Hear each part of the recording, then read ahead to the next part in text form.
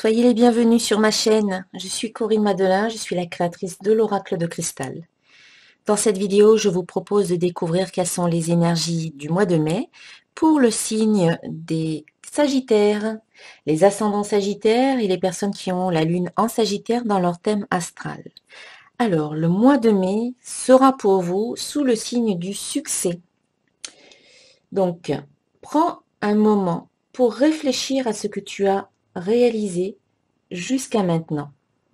C'est souvent facile d'oublier d'où tu es parti et quel chemin tu as parcouru. Sois reconnaissant pour cet extraordinaire voyage qu'est la vie. Voilà, une invitation à être dans la gratitude par rapport à tout ce que vous avez vécu, toutes les expériences que vous avez vécues, rencontrées, dépassées et qui vous ont mené à ce que vous vivez aujourd'hui, maintenant, dans votre vie. Et donc, soyez reconnaissante pour le succès et la réussite que vous avez aujourd'hui, quel que soit le domaine, petit, grand succès, ça n'a pas d'importance. Tous les petits, tous les grands succès sont les bienvenus et être reconnaissant pour tout cela, eh bien, ça vous permet d'en avoir encore plus dans votre vie. Donc, le succès est souligné 2 fois parce qu'on a aussi la carte succès ici, en fin de mois. Bon, tout d'abord, en début de mois, on a la carte foi. La carte foi qui vous dit « J'ai une absolue confiance en la vie ». Donc voilà, on vous invite à être patient, à attendre patiemment, mais dans la foi. Ne lâchez pas prise. En tout cas, en ce début de mois de mai, puisque le lâcher-prise arrive après. Là, on vous demande de vous accrocher, on vous demande de tenir bon, de ne pas baisser les bras.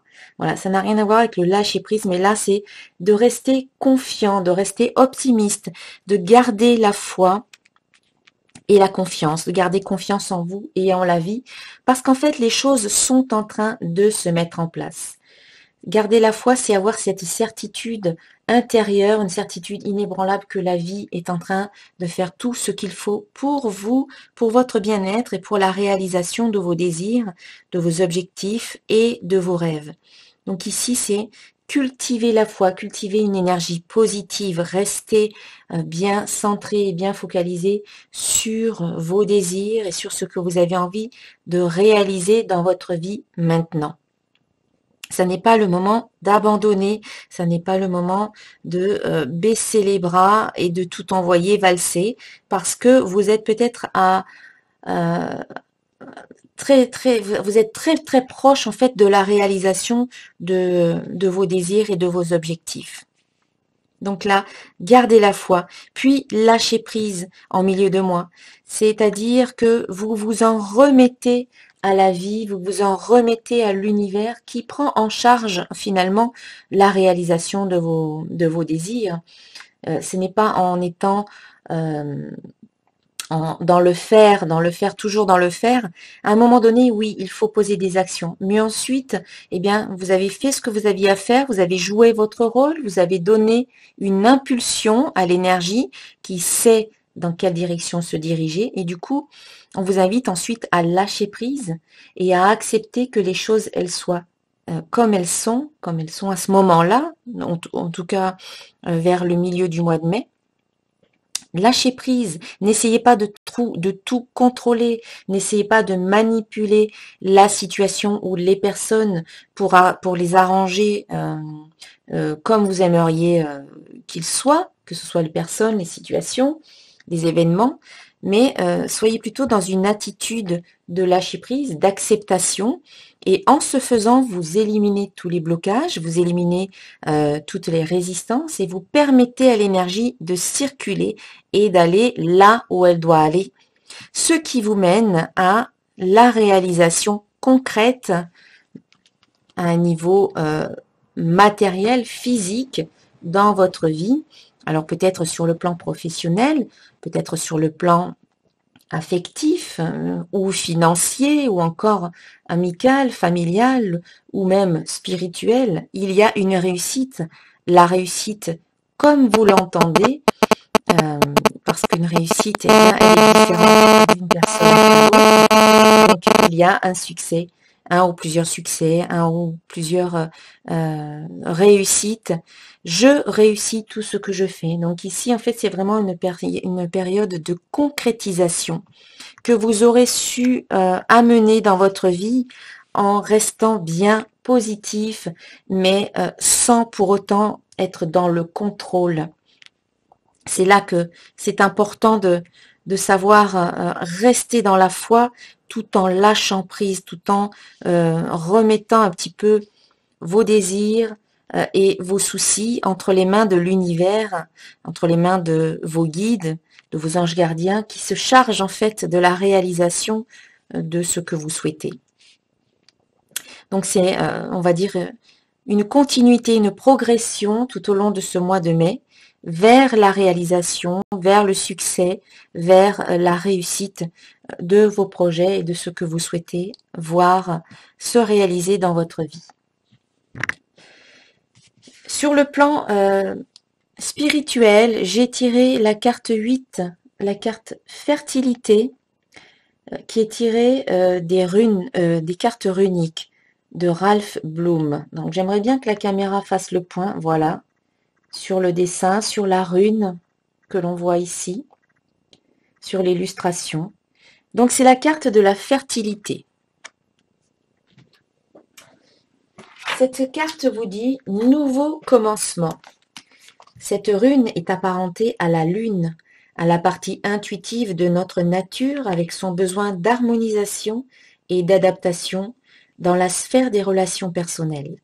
La fertilité incarne le besoin de partager, le désir ardent d'être désiré, une quête de similarité.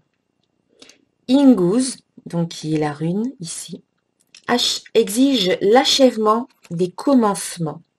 Cette carte marque un moment de délivrance joyeuse, de nouvelle vie, une voie inédite. Si vous tirez cette rune de grande puissance, cela signifie que vous avez maintenant la force d'atteindre l'achèvement, la résolution, d'où émerge un nouveau commencement. Plus que tout, l'achèvement est essentiel ici. Il serait éventuellement opportun que vous terminiez maintenant un quelconque projet. Si c'est le cas, faites-en votre première priorité. Il est vrai qu'un état d'esprit difficile peut être clarifié ou résolu. L'apparition de cette rune indique que vous devez fertiliser le sol pour votre propre libération. Toutes les choses changent et nous ne pouvons pas vivre sans cesse parmi les blocages. La rune de la fertilité signale votre émergence de l'état fermé de chrysalide. En résolvant et en écartant les anciens problèmes, vous ferez l'expérience de la libération, de la tension et de l'incertitude.